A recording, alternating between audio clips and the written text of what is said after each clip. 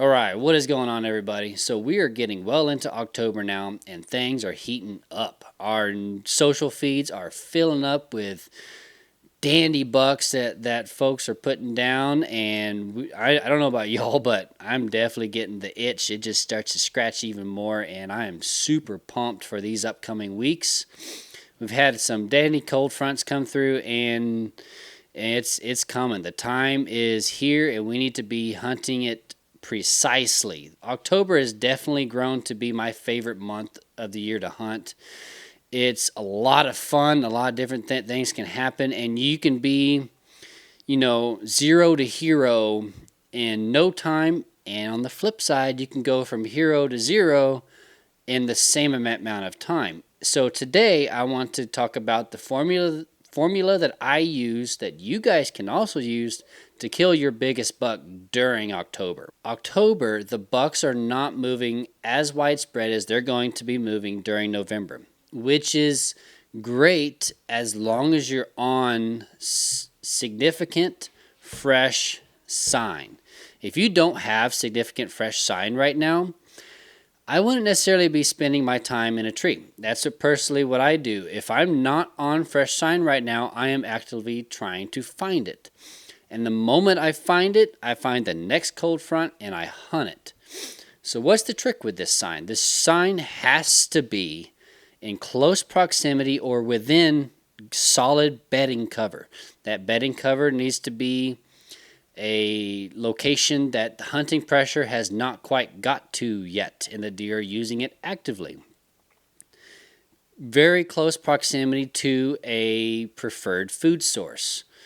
My preferred food source that I key in on most of the time are oaks, and each property is going to be slightly different.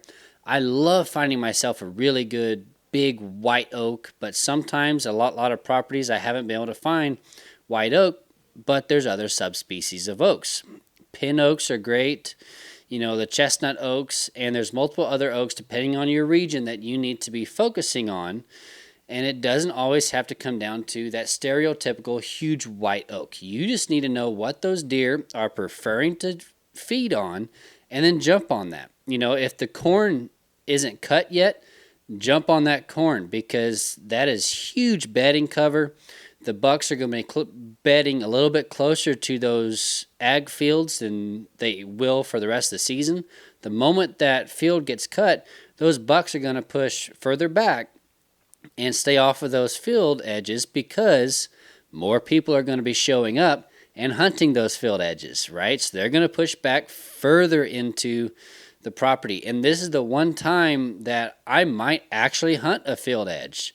I typically never go for a field edge, but if I've got solid scraping, there's some oak trees along the edge of a uncut cornfield, and I've got some real close bedding cover right behind it, I might jump on that field edge and see what happens.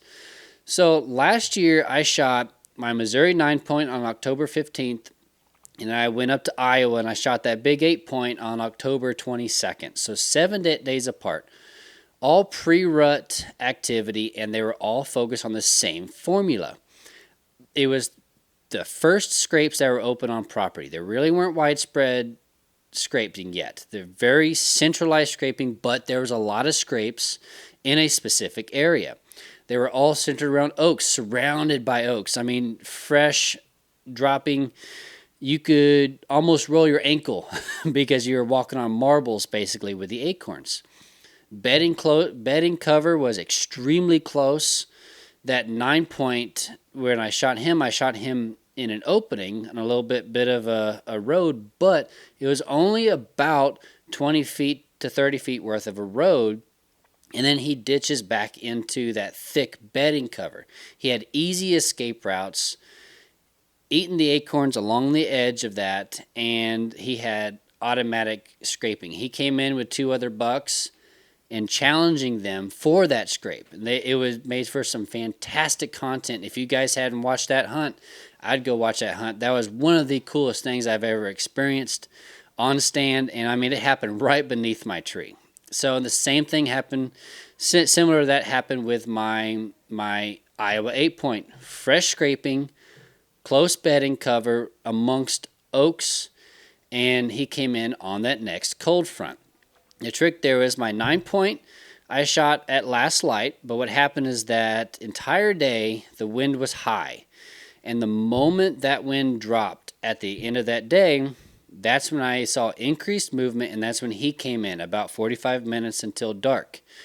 My Iowa 8-point is when the wind dropped, but it happened at first light. So the wind was super high all day the previous day and never dropped for me in the evening.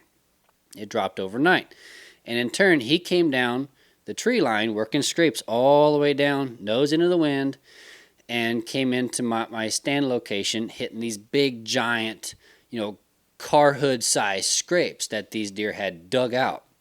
I mean, some of the biggest scrapes I've ever seen. That was an exciting hunt. I am super pumped to get back to Iowa and do that again, but I got to wait a few years for that. So it is what it is. So if you use that formula, fresh scraping, and each time, because it's been close to bedding cover, there's also been rubs adjacent to it, but I'm not focusing on rubs. I want scrapes. I want fresh, immediate scrapes. I want a cold front, and I'm immediately jumping on that cold front, and I'm going to weather the storm until it stops. Whether it's raining or it's high wind, I'm going to be in that tree, because the moment it stops, I'm going to be set up and ready for them, because they're coming.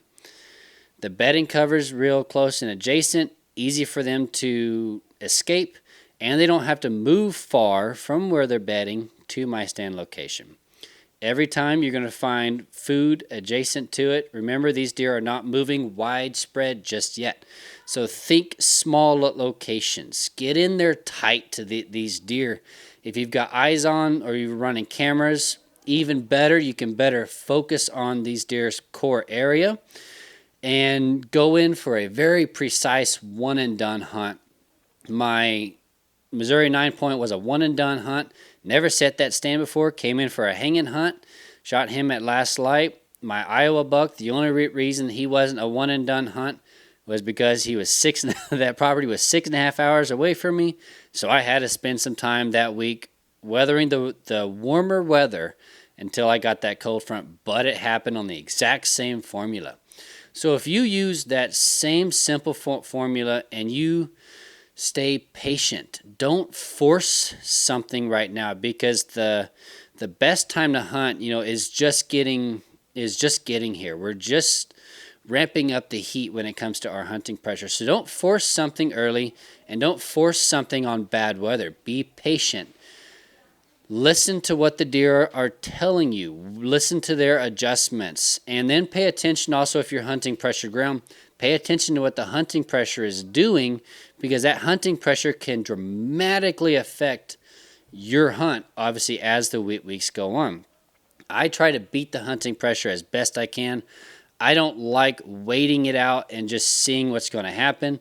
I want to jump on a deer, put him on the ground, because if there's a possibility that if I wait a week to go in and get him, or 2 weeks at best there, if I wait to go in and get him closer to that heavy rut movement, I could get a group of guys come in, start hunting it, pound the brush, and completely push these deer out of where they were, and then I need to adjust and figure out where they went. So be patient. Don't be that hunting pressure that ends up running your hunt. So I've talked about that a lot. Don't be the people. The deer are there because people are not. Don't be the people that causes you to run your hunt. So think about that formula while you're getting into your October hunting. I am super stoked about this. I've got some Kansas sign that is extremely fresh. Missouri, I'm working on fresh sign. I'm a little behind on finding some fresh sign in Missouri, but I'm still working on it. And like I said, the time isn't even the best time yet. So we're just getting things heated up. Use that formula. Fresh sign, thick bedding cover, food very close adjacent, and hit that cold front. Be very precise in your hunting, and you're going to see a lot of success this month. So thanks for watching. Please hit that like and subscribe button, and I'll see you on the next video.